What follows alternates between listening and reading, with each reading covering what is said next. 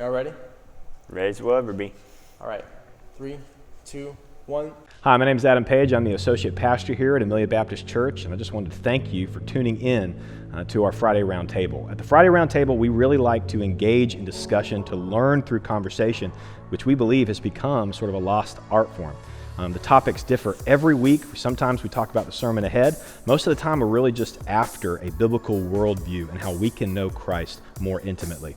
If you would please click on YouTube or Facebook and follow us or like our pages, we would greatly appreciate it. Please feel free to share these videos. It is important that people know more about the gospel of Jesus Christ. You can also visit us at our website, ameliabaptist.org. Contact us. Let us know if there's a theme or a topic that you would like discussed. We would love to hear from you. God bless and have a great day. Dillon. Hi. Here we are again. I know. This is becoming a habit, a good habit. If we do this too much, people will wonder if Adam still works here. You know? You know, I hope he continues to work here. Me too. Me too. Well, we do know he's preaching this Sunday, so. He is, and here I am, kind of being the bridge between what I spoke about last week from Hebrews chapter 8 and getting into what Adam is going to be speaking in chapter 9. Mm-hmm. And we're going to be using some of the imagery that I kind of alluded to in some of the scripture last week. Here's some verses in chapter 8 that I want to refer to, and then this is going to be a bridge into what Adam is going to be doing this coming Sunday. Gotcha. Verse 1. Now the point in which we are saying is this: we have such a high priest, one who is seated at the right hand of the throne of the majesty in heaven, a minister in the holy places, in the true tent that the Lord set up, not man. And then referring to the Levitical priesthood in the tabernacle, he goes on in verse 5. They, that is, the Levitical priests, serve a copy and shadow of the heavenly things. For when Moses was about to erect the tent, he was instructed by God, saying, "See that you make everything according to the pattern that is shown you on the mountain." So here we have in these 3 verses, back in chapter 8, the writer uses the word copy, he uses the word shadow, and he uses the word pattern. All of that is referring to the tabernacle, the priesthood, and worship. So you and I know that Christianity grew out of Judaism. Right. That's the roots. That's our mother religious background, so to speak. However, we often forget that when Jesus was here and then on into for several hundred years, Christianity grew and flourished in a Greco-Roman world. And the early Christians, they used the Old Testament in what they taught and what they preached, yet they lived in a world that spoke Greek. Right. And yet they lived in a Roman world. So there is an intrinsic relationship, a necessary relationship between the language that we use and the ideas that we convey. And while there's very little evidence that the gospel writers studied Greek philosophy like Plato or Aristotle, we know that Paul did study those things. He was a well-educated man. That's one reason I think that God said, "Paul, you're the one who's going to go to the Gentiles." Right. He knew their mind, he knew their education, he knew the whole Greco-Roman world philosophy of life. Yeah. So he was able he to had that communicate experience, the cultural depth to know what was going on in his world at that point in time. I mean, that's true. Which kind of brings us to an interesting point. A lot of people know that you've been pastoring here for many, many years and actually been a pastor, went through seminary and all that stuff. Not everybody might know that you also have two degrees from secular institutions. Right. There in humanities, religion, and philosophy there. That's right. So as we dive into this, you have a unique perspective here, having been to those secular universities, studying, the humanities, Plato, Aristotle, all these, and bringing that into what we're seeing here. That was actually going on during the time that Paul was teaching this, and and the founding fathers of our faith, if you will, were That's writing and what they were experiencing in their And I culture. loved my studies in those secular institutions. And I took a semester in Plato at Western Kentucky University, and then I did another study while I was at Florida State. Right. And then I also enjoyed studying Immanuel Kant at Western Kentucky University, then at Florida State. So I tried to really focus in on just a few of the philosophers that I thought really had something to say. And even though neither one we could say were believers in the one creator God. Yep. I mean, I don't know that specifically about Kant. He really doesn't. He doesn't profess Right. Anything like that. But we know that Plato had some ideas of a God, but not the Christian God.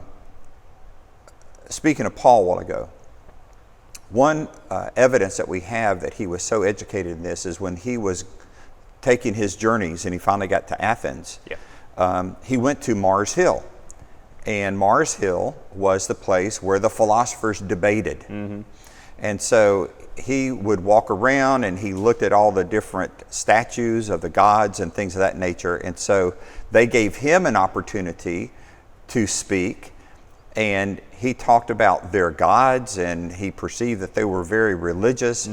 And then he said, I want to talk to you about the unknown God. Right. He's like, you have this monument to this unknown God here. That's right. But let me tell you who he really is. No, that's right. So he was able to use his academic studies in Greek world philosophy to communicate the truth of the scriptures. Now, you and I are firm believers that the Bible is divinely inspired. It was written, it's our written revelation from God. And that's where we see the prophecies of who Jesus is and who Jesus himself is and how he fulfilled all those prophecies. So I don't want anyone who is going to be listening today thinking that because we're talking about philosophy that we have any weak view of Scripture, because we don't. Well, one of the things that I do have a deep conviction of, that truth is truth. And whether we see a writer who isn't a Christian speak the truth, unrelated to Christ, okay, the world is a sphere. That's true. Right. Okay. And even though Christians get criticized of thinking that was a flat world, the Old Testament tells us that the world is a sphere and hangs on nothing. Right. And so the enlightened intellectual people of the 16th, 17th, 18th centuries, well, they finally caught up with what God already knew. And so truth is truth, whether it comes from within or out of Judaism or Christianity. What I like is when I see a little speck of truth from someone who isn't a believer in the one true God or in Jesus Christ, then that truth is fulfilled and actually just blossoms in Jesus Christ. So the terms like shadow and copy and patterns, they depict the idea that something is less real than the thing that it copies, or the thing that is shadowed, or the pattern is going to give us something that's more substantial.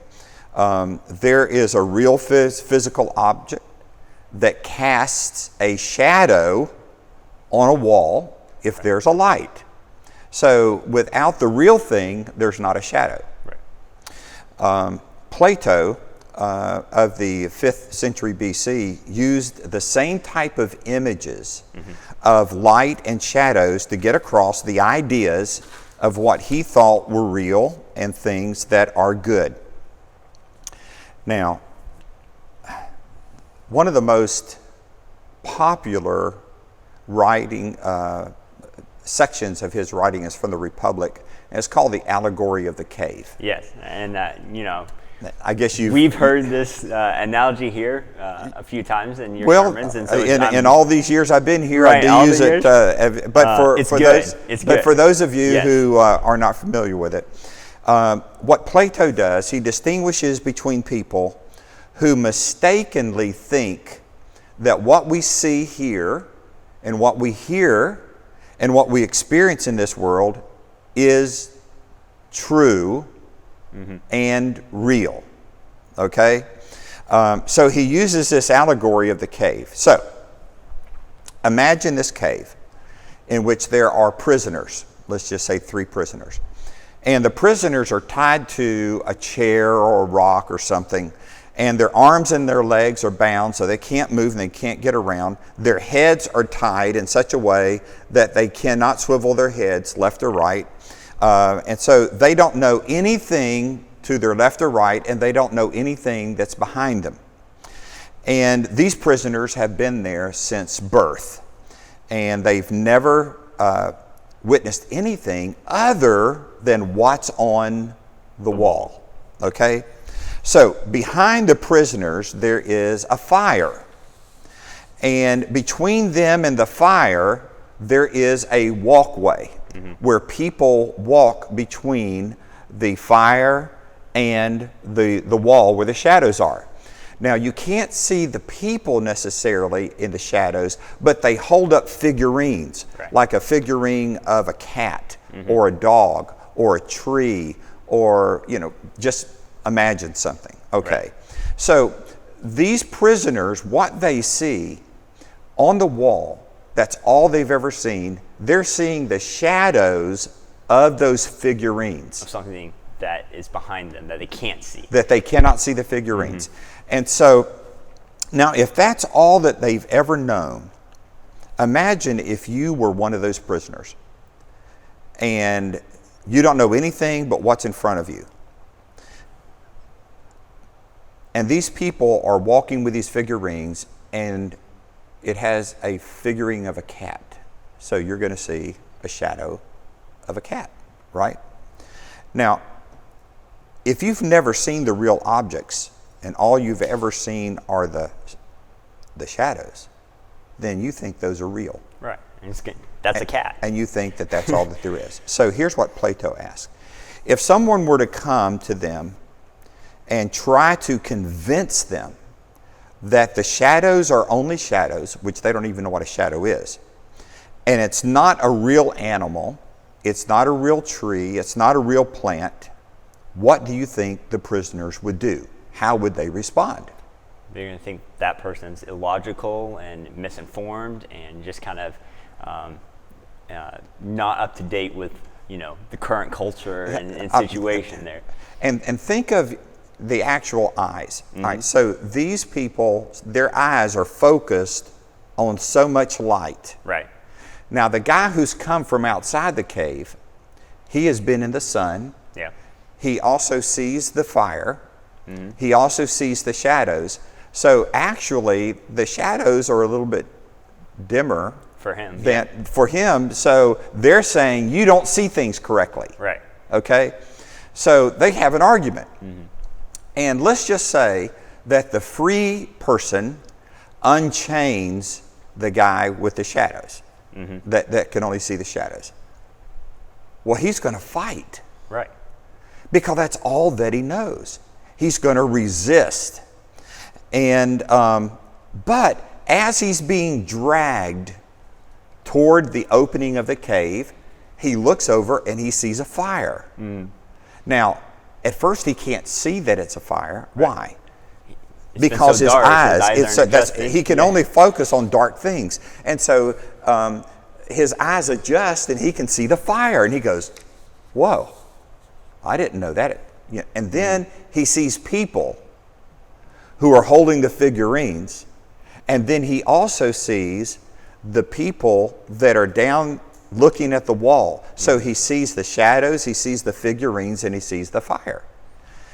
But he's still confused. He doesn't know what to do with this information. So the guy who's dragging him out of the cave, so finally he's going kicking and screaming out of the cave. So what happens when he gets out of the cave into the sunlight? Super blinded now. He is totally blind. He can't see a thing. So little by little, his eyes begin to adjust. And of course, the first thing he sees is shadows. Right. He can't really see the sun, and he can't really see where the sun is shining so much because it's too bright, but he can see a shadow. And then finally, he sees the real live figure, the cat, that the sun has enlightened him. And then finally, he looks at the sun and he goes, wow. Plato says that person then wants to go back into the cave to tell the others. And guess what the others want to do? Mock him. Mock him, tell him that you don't know. That's exactly right. So, Plato believed that this world in which we live is simply a flawed copy of what he called the real world. And he called that real world the world of forms or ideas, basically in the mind. He was an idealist. And so he believed in these two different worlds. It's called dualism. We would call it a spiritual world, or the world of the soul, and the world of matter. Now here's the interesting thing. There was an inseparable line between the two. Okay, anything that was in the world of forms was perfect. Right. It was good. But anything that was below that, anything in the world of matter, my flesh is matter, this wood is matter, this wall is matter, is in relationship to the good, it's not so good. In fact, you could call it evil, not in a moral sense, but it's going to die, and then there's going to be birth, and then it's going to decompose. That's considered evil compared to what is perfect. Right. Right? Okay. So there is no way to break through on this. So that's that dualistic world. So remember, he speaks Greek. These are Greek concepts. These are 300 to 400 years before the writer of Hebrews and before Christ. This type of thinking and dualism, even though many of these people in Judea didn't study Greek philosophy, they all spoke Greek, Aramaic, Hebrew. It permeated their society. It permeated their society and thoughts, Right. even though they were still very Jewish in their theology. So when we come to the verses like these in Hebrews, where he talks about a copy, talks about pattern, and he talks about shadows, or even Paul in Colossians 2, 16 through 17, he was referring to religious practices and rituals in a similar way that the writer of Hebrews was doing. And listen what he says. Therefore, let no one pass judgment on you in questions of food and drink, or with regard to a festival, or a new moon, or a Sabbath. These are a shadow of things to come, but the substance belongs to Christ. Now there is very little, if anything, in common between biblical doctrine of God and the hereafter versus Greek philosophy. For instance, Plato's real world was a world of ideas and forms. The New Testament world of real is God on his throne and Christ, but they still use a common language, even though their thoughts are different. So earlier, I talked about this total separation between the visible world and the invisible world in Plato and Greek philosophy. I don't know if you knew this, but if you've been around me long enough, then you probably do, that there were people in the churches that developed heresies based on that dualism. That they didn't believe that anything from God, and now they believed in a God, they believed in the spirit world, and they believed in this world. But how could God get here if there's this impenetrable wall? Right. Okay? Yeah. So they created heresies. He couldn't be God and he couldn't be man at the same time. He can't be both. And so Jesus seemed like he was human. Right.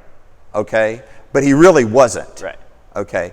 Or Jesus was really a man and God anointed him to be the Christ, but he was just a man. Yeah. Which is very dangerous thinking. Well, I mean, Right. that certainly isn't biblical Yeah. thinking. So, since it can't be bridged, the Son of God, the second person of the Trinity, cannot be human. Okay?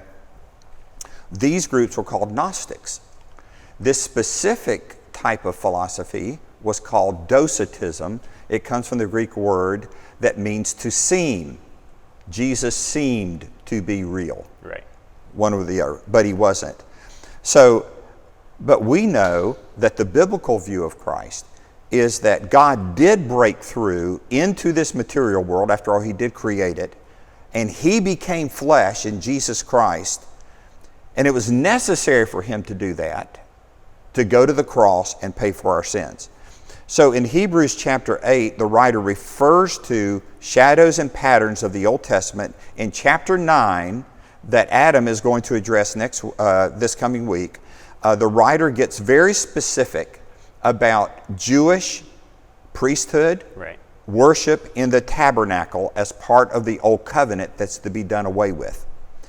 These are the shadows of the real thing that's to come in Jesus Christ. In Jesus, who is both God and man, resides the real priesthood and the real sacrifice. So, again, this is a way of contextualizing a philosophical environment Right. where truth is expressed according to its environment so that they could understand biblical truth. Right. And I look forward to what Adam has to say about these important scriptures in chapter 9. It has an application to us in our understanding as well, because there's a lot of people, there's a lot of churches, and perhaps denominations that put more emphasis on the form of religion instead of the substance Yeah. of who we worship. Separation is never good. It is never good. All right. Thank you, Pastor. Look forward to hearing what Adam has to say here. Well, I do too. And God bless. I'm so glad you're here. Thank you.